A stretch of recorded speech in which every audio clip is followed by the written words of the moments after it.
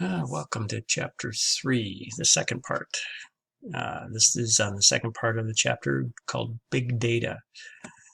So we're going to define the term Big Data. We're going to explain why it represents a challenge and an opportunity. We'll look at, some of the things you'd be able to do, be able to define it as data management, warehouse, data mart, some other things. We'll look at a couple of different environments. But for the most part, it just exposes you to what big data is. You've probably heard of it, but just not sure exactly what it is. So basically what big data is an extremely large, complex data collections.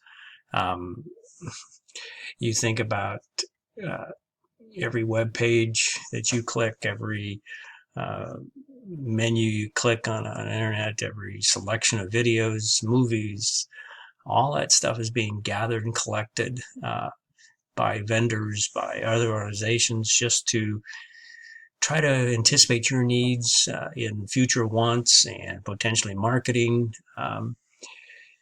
So it's a big deal. Of course, having the data is one thing. It's being able to do something with it is something else.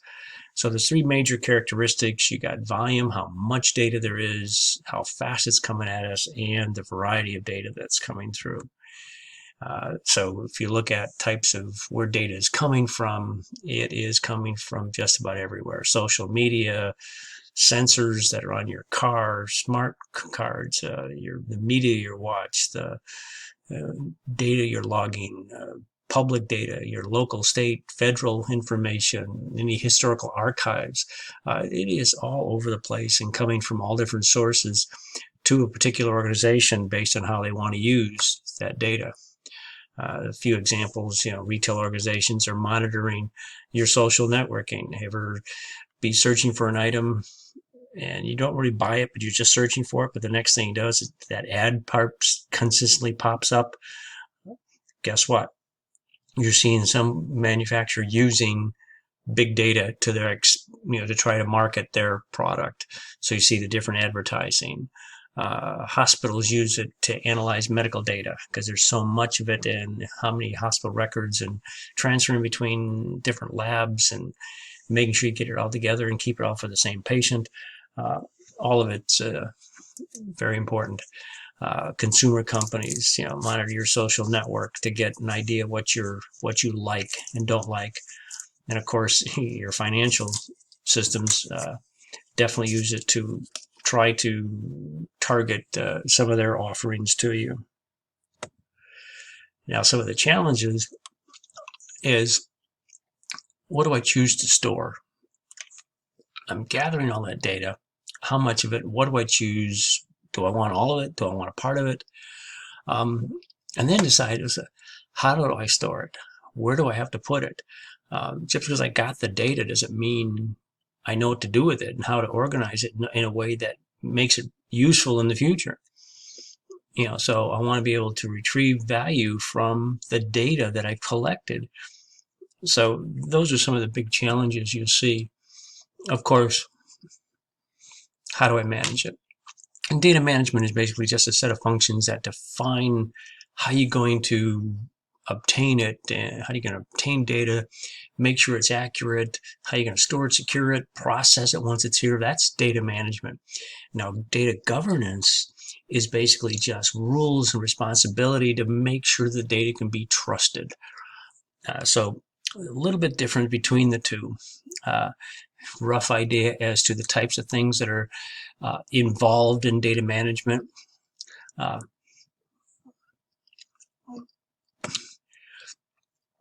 Data management is driven by tons of different factors,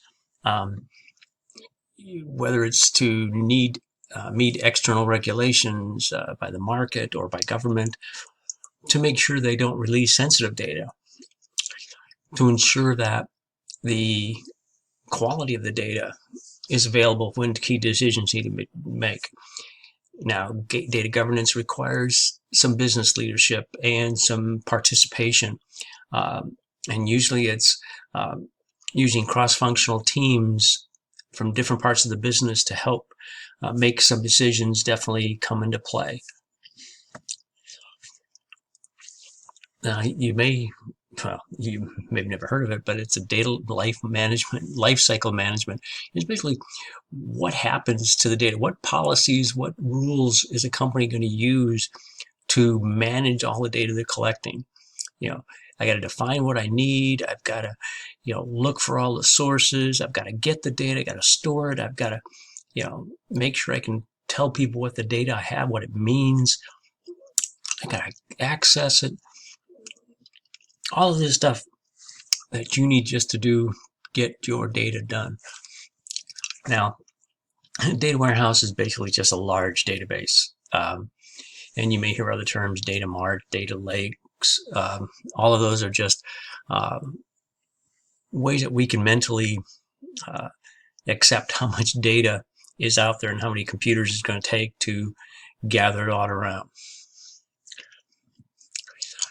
So it gives you a rough idea of elements of a data warehouse. You got relational databases, you got flat files, spreadsheets. All of that stuff has to be extracted, transformed, and then stored in this warehouse in a way that it can be used. So you can do what we talked about last week, database management, to talk about a database system, to be able to go in and look at that data, to query it, to analyze it, to make sure I know what to do with it and how to use it.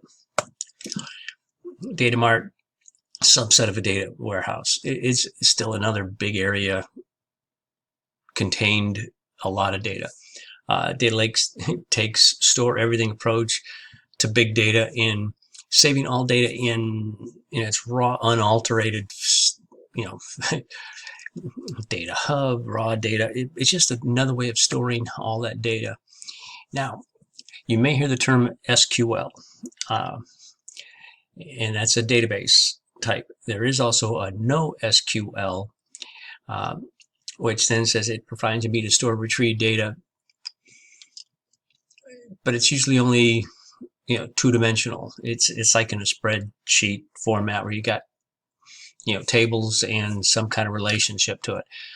So you can definitely spread the data over multiple servers easily, and you don't really have a need to have a predefined database schema, layout of a database and the relationships between it. Your data structures are a little bit more flexible, so that could give you some speed aspects. There are definitely some database, non-SQL database, no SQL databases out there, and there's different types, whether you sort it by key values, documents, graphs, or columns. Different vendors have made tools to allow you to do it. So just know there's tools that if you didn't want to use a relational database, they're out there. Now, one of the languages is software models is Hadoop.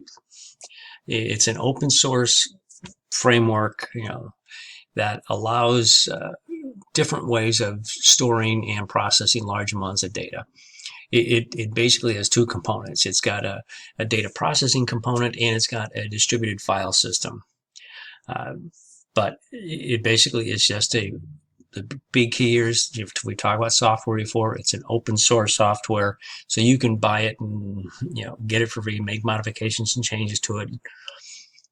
But let's give you a rough idea of all the different pieces that go into this. But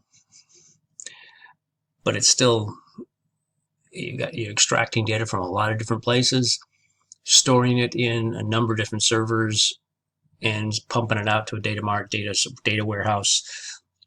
But like I said, being an open format, it's just a way of an open source, just gives you a way of making modifications if you need to. Now, there is something called an in-memory database, and it's having the entire database on random access memory. It definitely gives you faster data rate for accessing data because I'm not doing any disk storage, retrievals, and access like we talked about in hardware. But yeah, it's still a lot of data you have to store, and it definitely, if you had multi-core, multiple multi-core CPUs, then you could probably process all the data you needed to. So hopefully that gives you a rough idea of what you know, big data is, and at least now you understand a little bit, and hope it helps. Have a nice day. Bye-bye.